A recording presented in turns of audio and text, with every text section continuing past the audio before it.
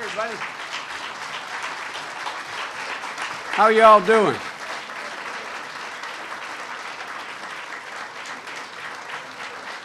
Mom, let her read her book. Let her read the book, Ram. I tell you, there's a beautiful young child down here, looks to be about 16, I think 6 maybe. 7, 8, how old are you? Oh, 7 years old, yeah. Well, honey, you are so, please all have a seat. You are so good to be here. Somebody owes you a big surprise for having to sit through all of this. And it's okay by me if you read your book while I'm speaking, okay? It really is. You're such a good girl. Hey, everybody, how y'all doing? Nice to see you. Welcome to Washington. Now you all know, I know a lot of you are from Washington, but I'm told some of you are from out of town. Now you know why I was told, I think this is true, I was told that back in the 20s and 30s, and actually earlier than that, any diplomat representing Great Britain in Washington, D.C. got tropical duty pay. You understand why that's the case now, but although the places you came from, those of you who came into town, probably almost as hot as we are here, and so, but I thank you all for being here. Let me start by quoting my dad, a phrase my dad used to always use. Whenever you'd say something, someone would say, well, this is what I value, this is what I support, this, my dad would go like this. He'd say, look, don't tell me what you value. Show me your budget, and I will tell you what you value. Seriously. Show me your budget, and I will tell you what you value. Don't tell me you value women in your office space, in your corporation, if you have a budget where you don't have any women that are being paid like men. Don't tell me that you value and are deeply concerned about seniors if, in fact, you eviscerate the things that you know they rely on, not only for their well-being, but I'll return to this, for their dignity and their pride. Rock bottom, where Joe Biden starts, I come at retirement security from a different angle than it's usually discussed in this town or anywhere for that matter. I had the great privilege, like many of you, of having my mom and dad live with me in their last years. My dad would only move in with my mom when hospice was necessary. And it turned out, God love him, he beat the odds, which he always did, and instead of being 6 weeks, it was 5 months. And I had the great pleasure, like all of you, and like every child who wants to take care of his parents, of being able to kiss them good morning every morning and kiss them good night when I came home. My mom, after that, moved out. She insisted she was going to stay in her home because we always had a parent, an uncle, an aunt, someone living with us the entire time, but for 3 years that I was in my parents' household from the time I was born. She said she never wanted to do that. Finally, we convinced Mom to come and move on to where we live. And she lived for a number of years, until age 92. The reason I mention that to you, you all understand better than most people in this town understand, that this is about more. This is about more than just whether or not there's going to be the financial wherewithal to care for people. Obviously, that's the core of the debate. But about preserving their dignity, preserving their pride, preserving their sense of being able to care for themselves, even if a little bit of it's a fiction, for as long as they can. Because they know something you know that, again, we don't talk about. They know there's very few children out there and grandchildren who, if their Medicare, Medicaid, Social Security were to be cut, that those children won't step in and fill the void. And they know what a burden that is in their children, that sandwich generation, trying to help mom and dad, trying to take care of their kids in the middle of this god-awful recession that we inherited. So I view this, I come at this from a very different place. Doesn't mean I'm right or wrong, but I just view it differently. I view this as a family affair. I really mean that. I view this as a family affair. And quite frankly, I resent when I see on television, usually the other team, but every once in a while someone on our team, not in the White House, but a Democrat, will say something like, well, we have to cut it to preserve it for the other generation. There's a tendency, I'm not even sure it's intended, to pit one generation against the next. That's bizarre. I don't know anybody I grew up with in my neighborhood who isn't going to do whatever it takes to make sure their mom has their prescription drugs. I don't know anybody. I don't know anybody in my neighborhood that I grew up that isn't going to do all they can to make sure mom is a place to live, no matter how much pressure it puts on my children or your grandchildren. Do you guys know any people like that? I don't. I don't know these guys who sit there, young people, and say, hey, you know, let's cut it now so we're going to have it.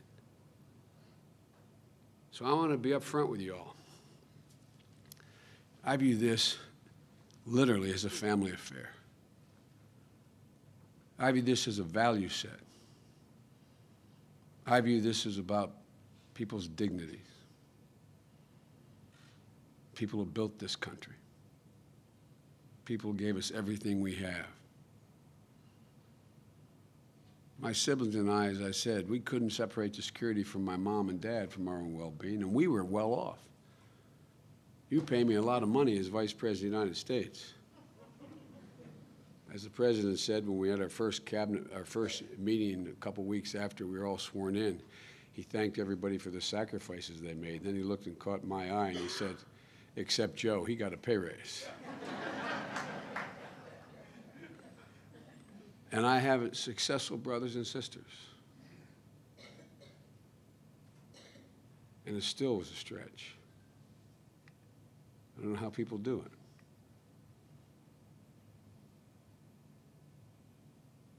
I don't know how they do it. But tell you what, no matter what their income, they'll try to do it. I think that what's really missing in this whole debate is that we really are in this together. I don't see any automatic separation based on generations. So there's no question, to state the obvious, that there are new pressures on Medicare and Social Security, and they're real. We can't play a game that these aren't real. The question, in my view, as Vice President of the United States and getting to be the last guy in the room with the President, and I can say the President shares my view or I share his view on this, this is where I can speak for him without worry that there's any space between what I'm saying to you and what he believes in his gut. See, I trust it most when it starts in your gut and goes to your heart, and then is articulated by your intellect. They're the guys, they're the women that don't change their minds under pressure if it starts here.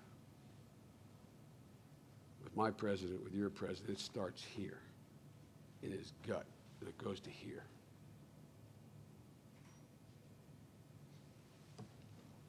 So the question is, what are we going to do to strengthen and sustain these programs now and for the future? The question also is, are we going to let others use this challenge, and it's a real challenge, as a pretense to dismantle these programs? I was speaking about a year ago in Florida to a group, and I pointed something out. It's not accidental that the other team, from the beginning, on every one of these issues, has been either, yeah, me too, or but not as much, or we shouldn't have done it in the first place. Let's just be, look, when you get to be our age, and I know a lot of you are a lot younger, you can smell it. You don't have to wonder. All of a sudden, the guy who has been against Social Security or against or wanting to make massive changes, or not happy about Medicare in the first place, or not thinking Medicaid, they think it's too much of a burden, and all of a sudden they get religion and tell you how they're going to save it for you? Whoa, this is not our first rodeo. Take Medicare. No matter what the other side says, we know we can fix Medicare without gutting it. And we've already started it. In our health care law, we extended the life of Medicare by 8 years until 2024. Not nearly enough. What do? We asked hospitals to take steps to help ensure that seniors who leave a hospital don't come back, don't have to come back. You know the studies. I'm preaching to the choir here. What fundamental changes in the way hospital care is delivered without fundamentally altering the cost of delivery of that care, actually saving it. Hundreds of millions and over time billions of dollars can be saved.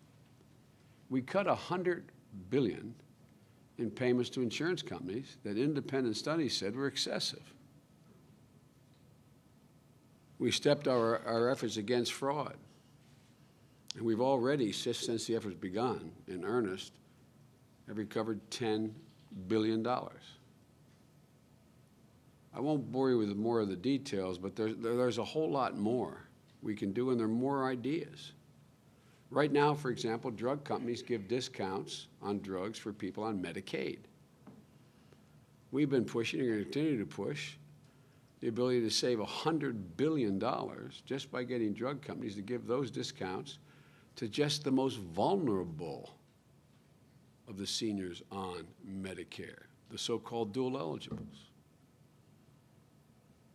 But we need real partners. We need real partners on the other side to get it done. I've been here a long time. I was a senator I got elected when I was 29 years old in the Senate. I was elected 7 times in the Senate and vice president. I've never quite seen it this way before, where the obstruction is so endemic in terms of the process. But we're prepared to sit down and work out with our Republican friends, which I started to do, as you remember, that Biden committee where we met for 40 hours with the leaders, appointed leaders by the House leaders and Senate leaders, Democrat and Republican. There's nothing easy about it, but there are solutions that can save the programs.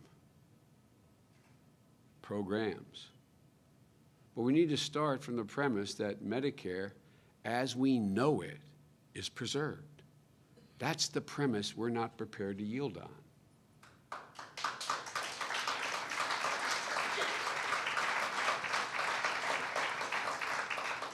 Unfortunately, the other side has staked out a very different position. And by the way, these are decent, honorable men and women. I'm not playing the game, these guys are bad guys. They just have a different value set as to what is the most important thing that we should be doing. Just look at Congressman Ryan, a bright, bright guy, an honorable man. His budget, which has been embraced by, I believe, every member in the Republican side in the House of Representatives. You might remember the first Ryan budget last year. There was nothing subtle about it. It dismantled Medicare and would have turned it into a voucher program over a 10-year period. The independent report found that out-of-pocket health care costs for the typical 65-year-old would have doubled. That's $6,400 a year more than being paid now. Again, my mom and dad had 4 kids who could help. But that's all my mom and dad had. They had my dad worked his whole life. Pension did not exist. Social Security and Medicare and putting 4 kids through college and graduate school were the legacies. Another $650 matters. You also probably remember that this plan was overwhelmingly rejected by the American people. It passed, every House member voted for it. Didn't get through the Senate, and you all started talking about it. And the public overwhelmingly rejected it. You say, well, how do you know that, Biden? Well, they didn't come back with the same plan this year. They got a new one. This year they came back with one that's more subtle, but it really didn't change. It didn't change the core of what they want to do. They're still pushing Medicare vouchers. It's a plan that would still mean higher cost for almost everyone who depends on Medicare. And that goes for Medicaid too. Folks, you know how important this program is to seniors. Medicaid pays 40% of the long-term care spending in this country, not only by bringing peace of mind to seniors, but to their children and grandchildren as well, who otherwise would have the burden. And if I could digress for just 1 second here. The vast majority of folks in long-term care are women. And the overwhelming majority depend on and are there only because of Medicare. And it helps about 5 million seniors who can't cover their Medicare premiums or cost sharing on their own to get the health care they need. House Republicans propose cutting the funding by more than a third, taking 19 million Americans on Medicare off the rolls. 19 million. Why? Because they have other priorities. And they really believe if these other priorities are promoted, the whole economy and everything will be better and everything will grow. I'm not sure how it's going to help seniors immediately, but that's the thesis. And what's it based upon? Well, it starts off with insisting on extending the tax cut for people, not just, but primarily for people making over $1 million. It cost $800 billion to keep the Bush tax cut, just for people making over $1 million. Now, I want to put this in perspective. Of the total $1 trillion cost of the entire Bush tax cut for people making over $250, you know how much of that goes to 120,000 families in America? $550 billion to 120 families. Let me say this again. Maintaining the top-tier tax cut cost over 10 years $1 trillion. Maintaining for just people making $1 million or more cost $800 billion of that. Maintaining it for people with an average income of $8.4 million a year, which comes out to be 120,000 families in America, cost $550 billion over the next 10 years. That's a fact. They've made a clear choice. Lower the standard of living for those on Medicare and Medicaid, rather than ask anything of the wealthiest among us. And by the way, I come from a wealthy state of Delaware. I think it has the highest per capita income still. The wealthy in my state are as patriotic and as caring as the poor. I've never seen any distinction between patriotism or generosity coming from a poor folk and a wealthy guy. But we're not asking anything of them. They're the only group in this entire recession we've not asked anything of. We launched 2 wars, one necessary and one not necessary. And on the way, at the same time, gave a multi-trillion-dollar tax cut over that period of time. I don't get it. And on top of maintaining the Bush tax cut, and we want to maintain it for middle-class people, on top of that, and on top of what it will do to all the other benefits that seniors have that they want to undo, the House Republicans voted to repeal the health care law last week. And let's not forget what that means, what they voted against. But let me go back to taxes for just a second. There is the $800 billion that's set aside over here for people with $1 million or more. Of that, $550 billion to 120,000 families. In addition, Paul Ryan introduced a new budget, which calls for an additional $2 trillion in tax cuts, almost $2 trillion in tax cuts over the next 10 years for people who make a minimum of $1 million. So over the next 10 years, we're going to spend roughly $2.8 trillion on people who make over $1 million because their tax burden apparently is too high. So you wonder, how could these guys come out with a Ryan budget? I mean, it doesn't seem logical, does it? Well, they're honest guys to this extent. They've got to. They've got to eviscerate everything else to come up with another $2.8 trillion. And with the health care law that they voted to repeal, our health care law closed the donut hole for 5.3 million individuals. Medicare in the Medicare donut hole, saving those folks, those 5.3 million, $600 a year already on their prescription drugs. And our health care law provides more preventative services, checkups, bone mass measurements, mammograms, which you now got to pay for. You've had to pay for, but no copay. We want to keep you healthy. It makes sense long term. It costs the government less money to make sure you go in when you feel something, when you have something you're worried about, and get it taken care of front end than it does waiting till it happens. They want to repeal all that.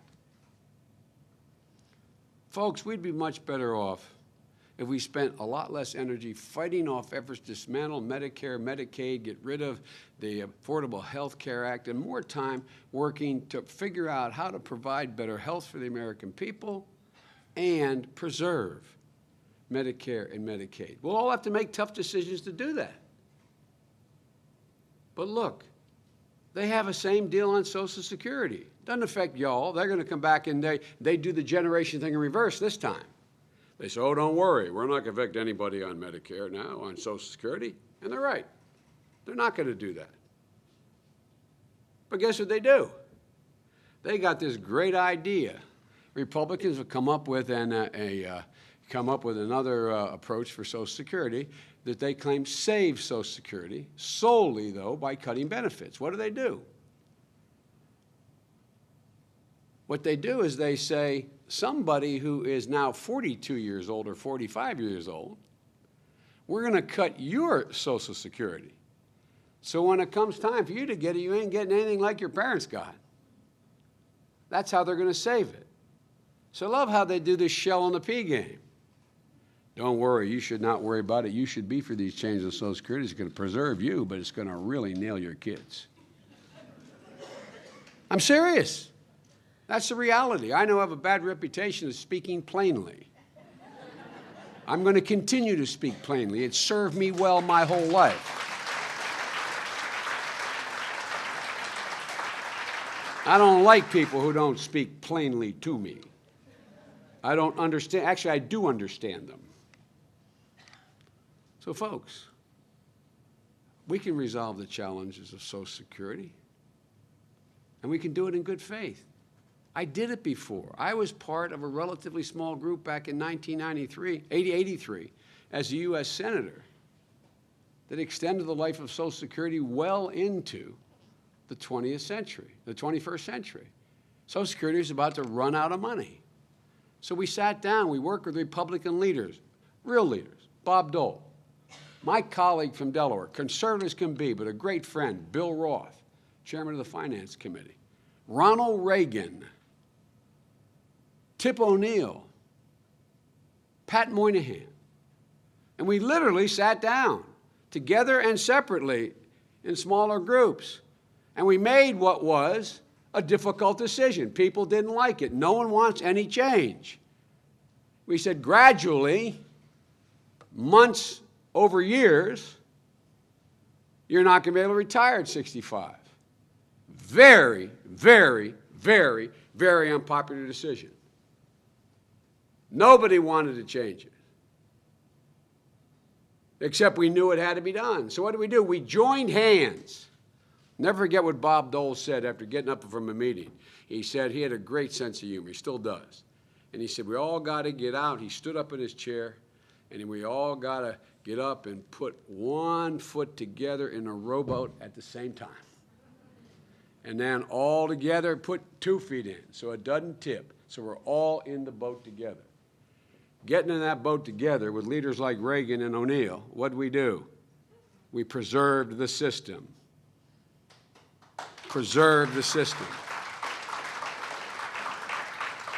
Again, this conversation we're having here, nobody's saying there are easy answers to this. And any of you who go, oh, there's no problem, just keep everything away, you're wrong. You're wrong. But there are solutions.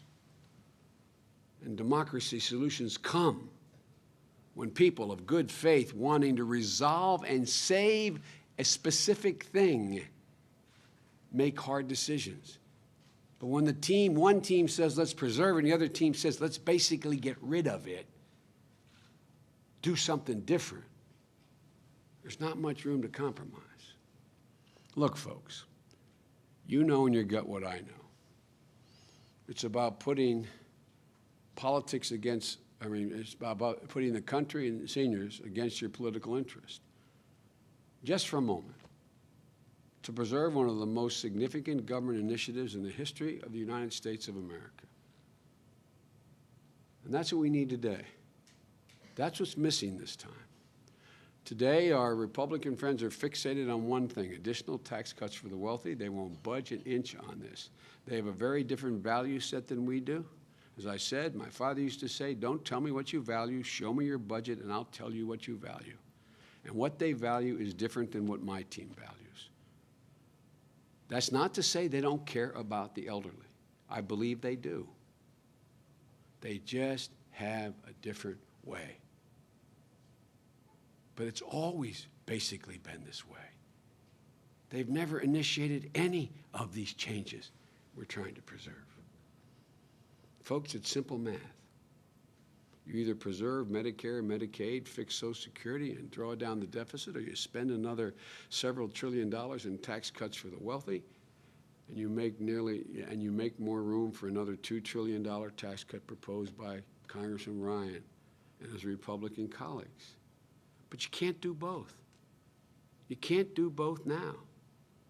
And the President and I refuse to shift the burden, particularly of this god-awful recession we have, on the backs of the people who work so darn hard their whole life, who earned their retirement, and had nothing to do with this collapse that we inherited of the economy. Nothing. But now the other side argues that cutting is the only way to save the programs for the next generation. As I said, they just don't understand. They just don't understand that retirement is multi-generational. As I said, it matters to you, it matters to your children, it matters to your grandchildren. Because if you don't go, they won't step. I'll tell you one story in conclusion.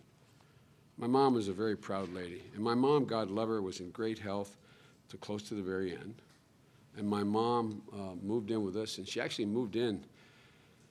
There was a piece of property I bought and built a house, and it had a little tiny barn on it. I mean, it was like a big garage.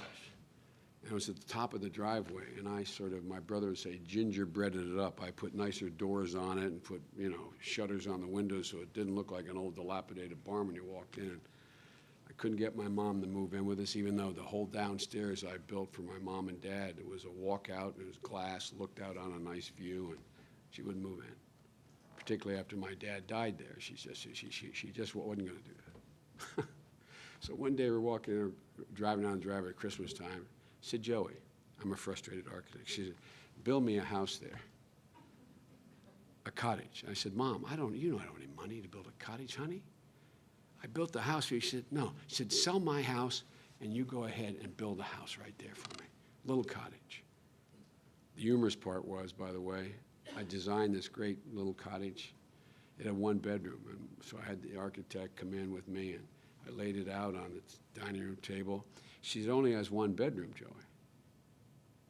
I said, well, honey, is there something you want to tell me about? I don't know. She said, no, Joey. She said, when my grandchildren and great-grandchildren, Mom's staying with us. I said, Mom, it's 500 feet to the house. I got 5 bedrooms. I said, Joey, they're not my bedrooms. The generic point is my mom drove until the very end. And so she used to go up to what used to be called Happy Harry's. It's a chain of drugstores in Delaware. Now it's Walgreens.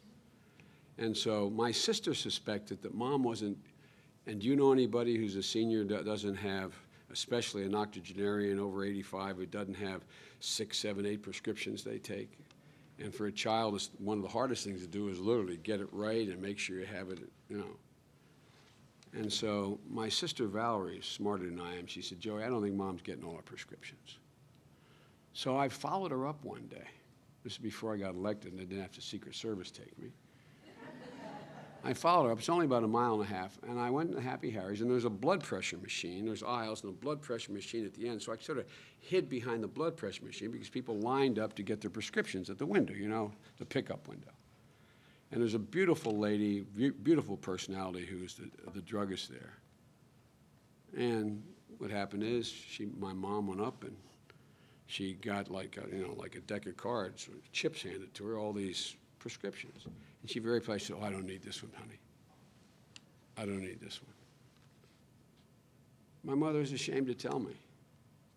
I could easily afford it. My sister could easily afford it. My brothers could easily afford it, and we all did. But Mom was too proud. Too proud to say, I'm short getting this prescription.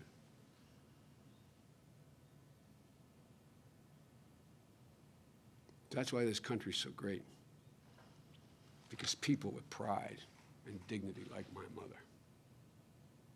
That's what made this country. And the idea at the end of their lives,